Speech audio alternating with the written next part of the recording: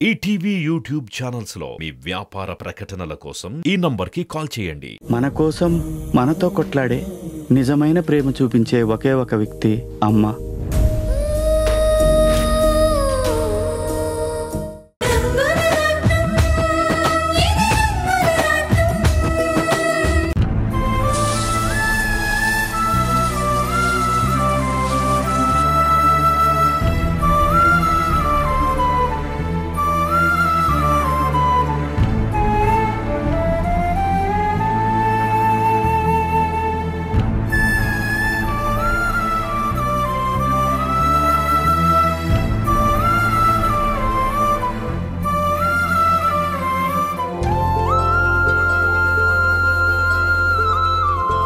అంజీ చెప్పండి సార్. అంజీ వస్తున్నాను సార్. చెప్పండి సార్, ఏం తెమ్మంటారు? 15 రోజులు ఊరెళ్ళాను. అక్కడ తిండి తినలేక నాలుగు చచ్చిపడిపోయింది. మంచి పెసరట్టు చెప్పు. అలాగే అక్క, ఓ పెసరట్టు. అంజీ మీకేం కావాలి సార్? మీ హోటల్లో ఏమున్నాయి?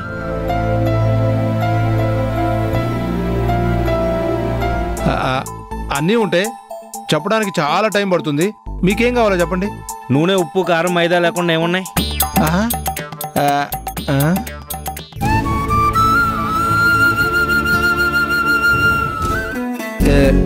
ఇవేమీ లేకపోతే రుచి ఏముంటుందండి? ఇవన్నీ తింటే నా ఆరోగ్యానికి ప్రమాదం అయ్యా. అందుకే నా ఆరోగ్యాన్ని కాపాడే ఆర్గానిక్ ఫుడ్ తీసుకురా. అలాగేనండి.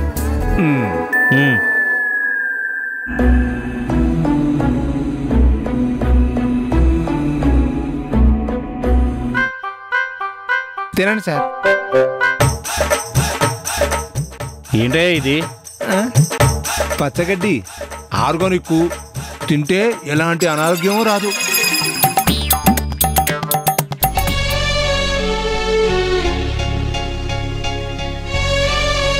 అంజీ, దోశ తీసుకుని వెళ్ళు. అలాగే అక్క.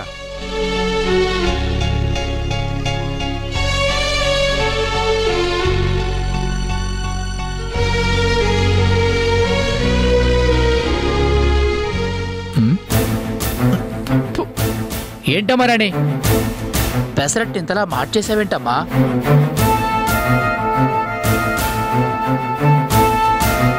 అసలే నోరు బాగాలేదు. నీ పెసరట్టు తింటే నోరు బాగుంటుందని వచ్చాను. ఇలా చేసావేంటమ్మా? క్షమించండి, ఏదో ఆలోచిస్తూ ఉంటే అలా అయిపోయింది.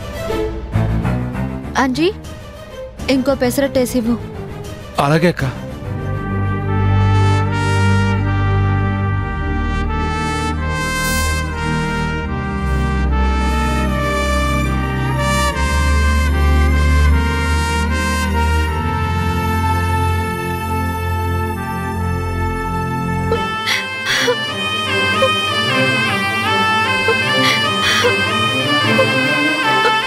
రాణి,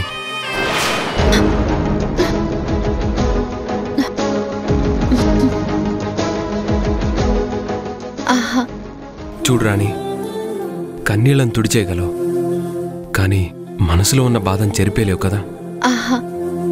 అదేం లేదండి. నీకు నటించడం రాదు రాణి. నిజంగా ఏమీ లేకపోతే ఇక్కడికి ఎందుకు వచ్చావు? అదే ఆ స్టవ్ పొగ పడక. నీ చిన్నతనం నుంచి హోటల్ నడుపుతున్నావు. నీ ప్రాణం కన్నా ఎక్కువగా ఆ హోటల్ చూసుకుంటున్నావు. అలాంటిది ఆ పొగ నీకు ఈరోజు పడలేదా? నీ చేతి టిఫిన్ తినాలని ఎంతో దూరం నుంచి ఎంతో మంది వస్తుంటారు. తిన్న ప్రతి వాళ్ళు నిన్ను మెచ్చుకున్న వాళ్లే. కానీ ఈరోజే ఏంటమ్మా ఇలా చేసావనే మాట విన్నాను. పరిసరాలను కూడా మర్చిపోయి ఆలోచిస్తున్నావంటే ఏదో జరిగింది. ఏం లేదండి, దయచేసి నన్ను ఒంటరిగా వదిలేయండి. అలాగే రాణి, కానీ నేను అడిగే ప్రశ్నలకి సమాధానం చెప్పు, వదిలేస్తాను. నీ మనసులో నా మీద ప్రేమ లేదని చెప్పు, వదిలేస్తాను. నీ బాధ నాతో పంచుకోనని చెప్పు, అలాగే వదిలేస్తాను. నేను నీకు ఏమీ కానని చెప్పు, అలాగే వదిలేసి వెళ్ళిపోతాను.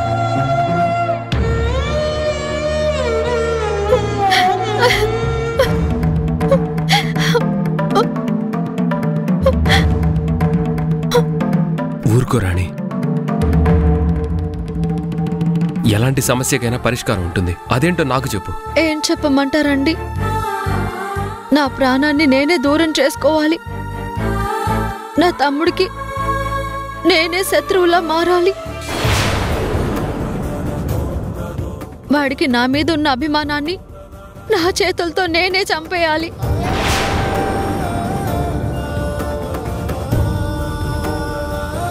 వాడి గుండె పగిలిపోయేలా నేనే మాట్లాడాలి. వాడు నన్ను శాశ్వతంగా వదిలి వెళ్ళిపోవాలి. అదసలు జరిగే పనేనా? నువ్వు చేయగలవా? గోపి నీ వదిలి ఉండగలడా? నువ్వు అరెస్ట్ అయినప్పుడు గోపి తట్టుకోలేడని నువ్వు పనిలో ఉన్నావు, మాట్లాడలేవని చెప్పాను. అప్పుడే గోపి ఎంతో బాధపడ్డాడు. అలాంటి గోపి నీకు దూరం అవుతాడా? గోపి తన తల్లికైనా దూరంగా ఉండగలడేమో కానీ నిన్ను విడిచి దూరంగా ఉండలేడు. ఉండాలండి.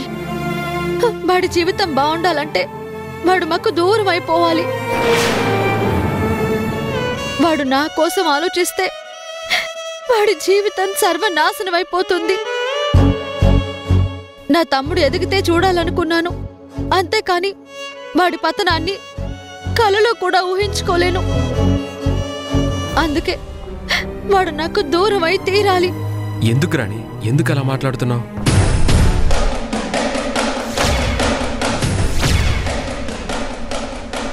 మీ తమ్ముణ్ణి వేరే కాపురం పెట్టమని చెప్పు.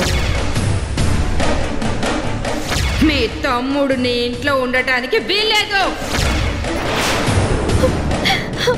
ఇదండి జరిగింది.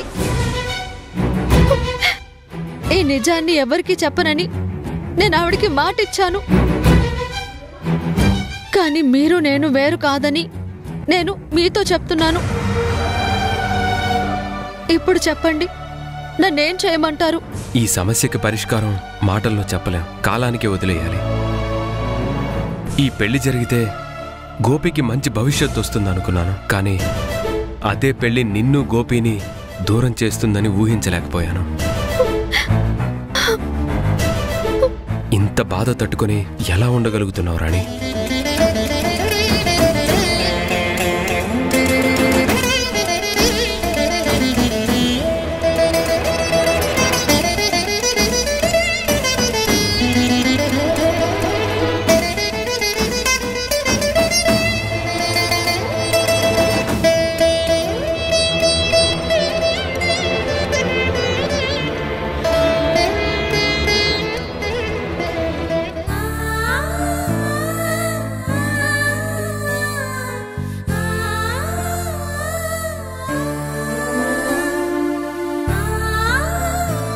వర్ష, ఏంది వర్ష, నువ్వు ఈ మధ్య ఇట్లుంటున్నావు? ఏమైంది?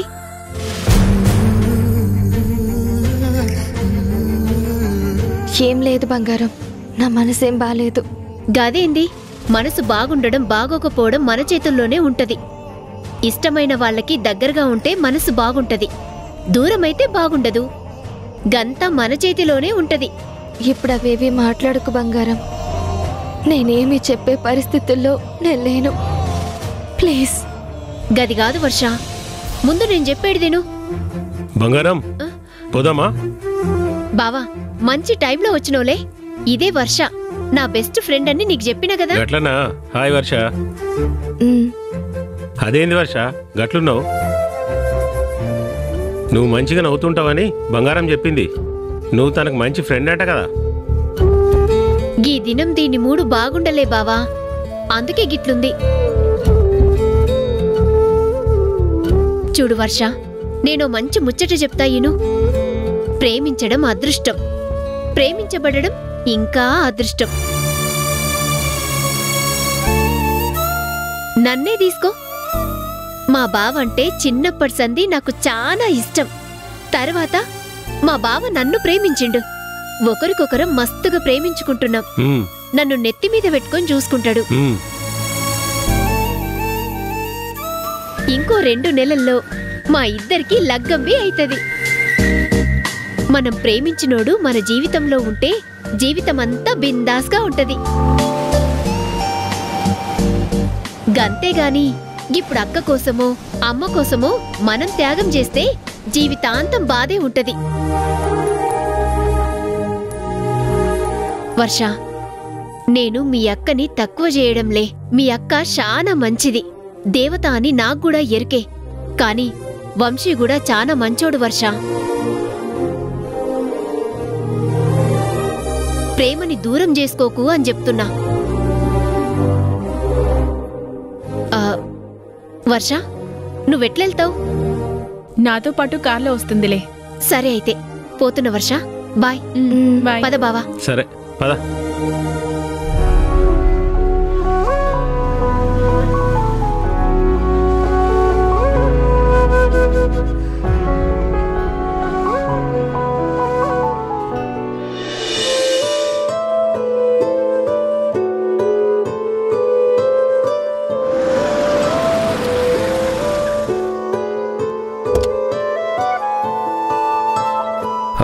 నేను మళ్ళీ ఫోన్ చేస్తాను. నమస్తే సార్. నమస్తే రాధాకృష్ణ, ఎలా ఉన్నావు? బాగున్నాను సార్. మీరేంటి సార్ ఇలా వచ్చారు? నీతో మాట్లాడాలని వచ్చాను. అయ్యో, శ్రమ తీసుకుని మీరెందుకు సార్ వచ్చారు? ఫోన్ చేస్తే నేనే ఇంటికి వచ్చేవాడిని కదా. పర్వాలేదు రాధా, ఒకసారి నా ఫ్యాక్టరీని కళ్ళారా చూసుకోవాలని వచ్చాను. రండి సార్, అలా కూర్చొని మాట్లాడుకుందాం. యాదగిరి, 2 కుర్చీలు తీసుకురా. పర్వాలేదులే, ఇక్కడే మాట్లాడదాం. రాధా, నేను ఫ్యాక్టరీని కట్టడం, నాకు కొడుకు పుట్టడం ఒకేసారి జరిగింది. ఆ రోజు అందరూ నీకిద్దరు కొడుకులు పుట్టారు అనేవారు. ఒకరు నా కడుపును పుట్టిన కొడుకు, ఇంకొకటి నా కష్టానికి దక్కిన ప్రతిఫలం. ఇద్దరిని అంతే అపురూపంగా చూసుకున్నాను. వాడు నాకు పేరు తీసుకొచ్చాడు, ఈ ఫ్యాక్టరీ నాకు డబ్బును తీసుకొచ్చింది. అర్ధాంతరంగా నా కొడుకు నాకు దూరం అయ్యాడు. దాంతో ఈ ఫ్యాక్టరీని కూడా మూసేయాల్సి వచ్చింది. జీవితంలో అన్నీ కోల్పోయాను. కానీ చావు ఎప్పుడు వస్తుందని ఎదురు చూస్తున్న సమయంలో మళ్ళీ ఈ ఫ్యాక్టరీని నువ్వు తెరిచావు. ఇప్పుడు ఇది ఇంత బాగా రన్ అవుతుంటే నా కొడుకు నాతోనే ఉన్నట్టు అనిపిస్తుంది. కానీ ఏమైంది సార్, చెప్పండి. జీవితంలో మరోసారి నా కొడుకు నాకు దూరం అయ్యే పరిస్థితి వచ్చింది రాధా. అదేంటి సార్, ఫ్యాక్టరీ బాగానే రన్ అవుతుంది కదా, ఏమైనా ప్రాబ్లం ఉందా? అదేం లేదు. నా కొడుకుతో పాటు నా కూతురు కూడా ఉంది. తను విదేశాల్లో సెటిల్ అయిపోయింది. వాళ్ళింకా ఇక్కడికి రారు. నా కూతురు నాకు ఫోన్ చేసి, ఒంటరిగా నువ్వు అక్కడెందుకు డాడీ, ఇక్కడికి మా దగ్గరికి వచ్చేయండి అని చెప్పింది. ఇక్కడ ఉన్న ఆస్తులన్నీ అమ్మేయమన్నారు. ఏ తండ్రికైనా పిల్లల తర్వాతే కదా ఏమైనా. అందుకే ఈ ఫ్యాక్టరీని అమ్మేయాలి రాధా. బాధపడకు రాధాకృష్ణ, మన ప్రమేయం లేకుండానే కళ్ళనీళ్ళు ఎప్పుడొస్తాయో తెలుసా? మనం కష్టపడి నిర్మించుకున్న కోట కూలిపోయినప్పుడు, మనకిష్టమైన వాళ్ళు దూరం అయినప్పుడు.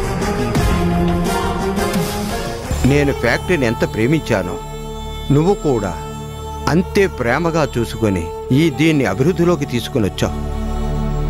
ఈ ఫ్యాక్టరీకి కళ వచ్చింది, నా కార్మికుల మొహంలోకి చిరునవ్వు వచ్చింది అన్నా నువ్వే కారకుడివి. ఈ మాట నిన్నెంత బాధ పెడుతుందో నాకు తెలుసు. అందుకని నా పరిస్థితి నువ్వు అర్థం చేసుకోరాధా. ఇంకా కొన్నాళ్ళు టైం ఉంది. అందుకని ఇది నువ్వు కొనుక్కుంటే బాగుంటుందని నాకు అనిపిస్తుంది రాధా.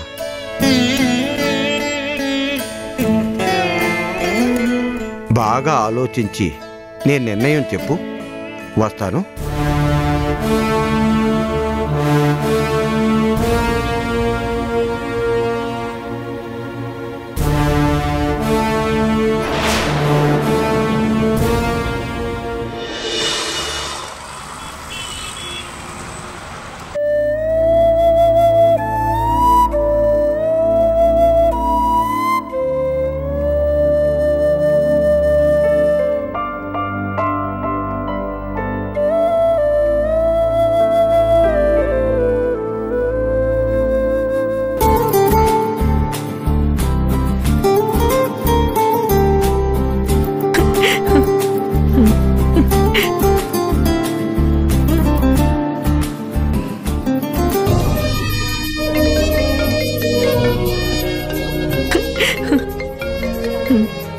Hello sir.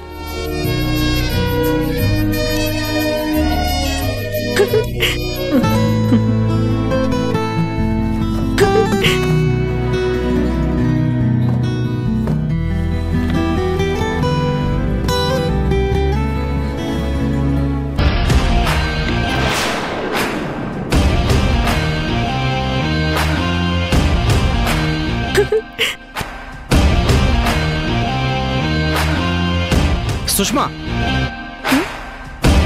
ఏంటి? ఏం చేస్తున్నావో కళ్ళు కనిపిస్తున్నాయా? నువ్వెందుకు అరుస్తున్నావు? నీకు అర్థమవుతుందా? నువ్వు కాఫీ కప్ ఎక్కడ పెట్టావో చూసావా?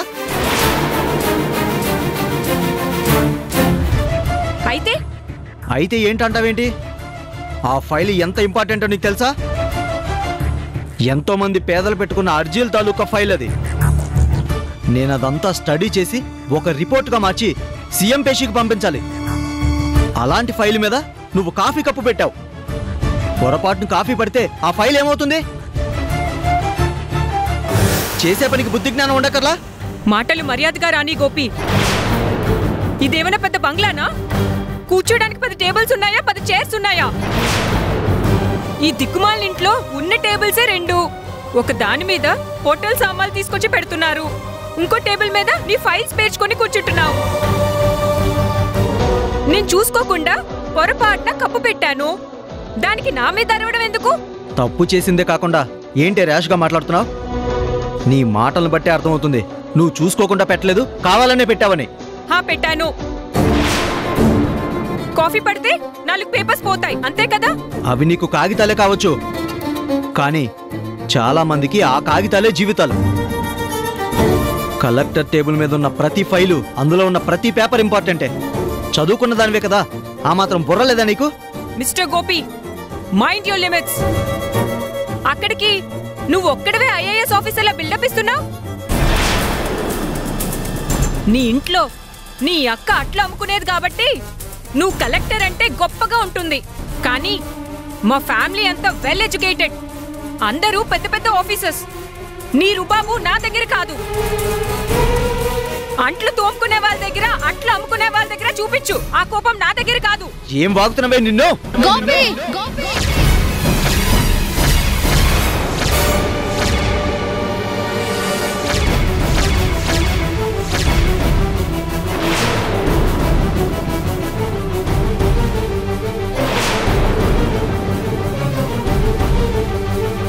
హే, ఏంట్రా నువ్వు చేస్తున్న పని? కాదక్క, నోటికి ఎంత మాట వస్తే అంత మాట అంటుంది. అయితే నువ్వేమైనా ఊరుకున్నావా? నువ్వు కూడా మాటలు అంటున్నావు కదా. ఆడవాళ్ళని తిట్టడం, కొట్టడం ఎక్కడ నేర్చుకున్నావురా ఇవన్నీ? మీ పెంపకమే. నోర్మోయ్, అక్కనే అన్నావంటే పళ్ళు రాలగొడతాను. ఇంకొక మాట అన్నావంటే నేను నీ పళ్ళు రాలగొడతాను. తను నీ భార్యరా, నీతో జీవితాన్ని పంచుకోవడానికి వచ్చింది, అంతేకాని నీతో ఇలా మాటలు పడడానికి కాదు.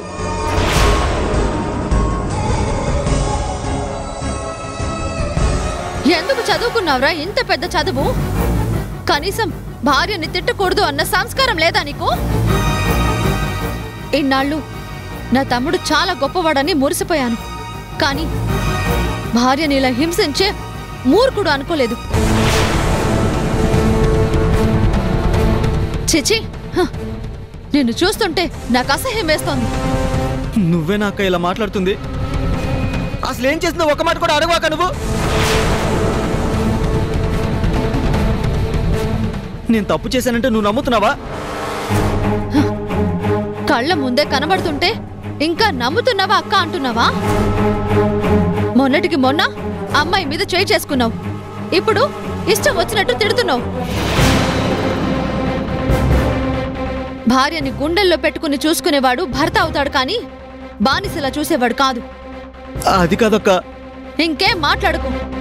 నిన్ను పెంచినందుకు నా చెప్పుతో నేనే కొట్టుకోవాలి. ఛీ!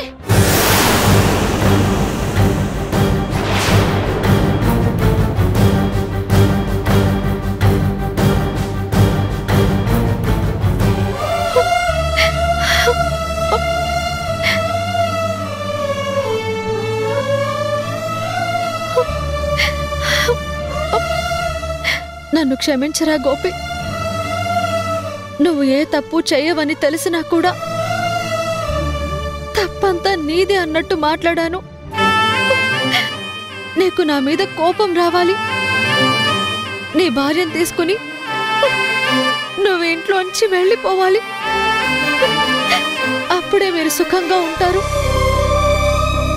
వెళ్ళిపోమంటే నువ్వు వెళ్ళిపోవు కాబట్టి నీ మనసు విరిగిపోయేలా మాట్లాడుతున్నాను. నా మాటలు నిన్నెంత బాధ పెడుతున్నాయో నిన్ను అన్నందుకు నా మనసు అంతకన్నా ఎక్కువ బాధపడుతుందిరా.